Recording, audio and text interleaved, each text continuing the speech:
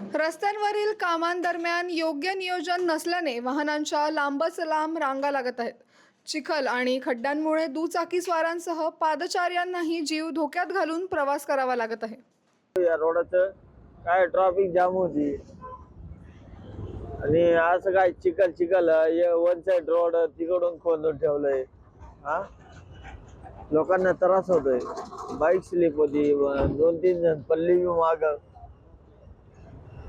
पर्यायी मार्ग, वाहतूक पोलिसांची नियुक्ती आणि रस्त्याची तातडीने दुरुस्ती करण्याची मागणी नागरिकांनी केली आहे।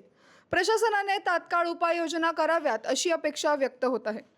आज 5-6 महिने झाले एक बाजूला पूर्ण खड्डा खोदून ठेवलेला आहे, दुसऱ्या बाजूचा रस्ता एवढा खालच्या दर्जाचा झालेला आहे की जिथे 10-15 मिनिटं लागत होते पोचायला तिथे 1-1 तास लागायला लागले। पूर्ण शून्य कारभार आहे या नगरपालिकेचा, त्यामुळे नागरिक पूर्ण त्रस्त झालेले आहे। पावसामुळे परिस्थिती आणखी गंभीर झाली असून वेळेत नियोजन न झाल्यास मोठा अपघात होण्याची भीती नागरिकांनी व्यक्त केली आहे। प्रतिनिधी नितीन चव्हाण, आपलं नाशिक।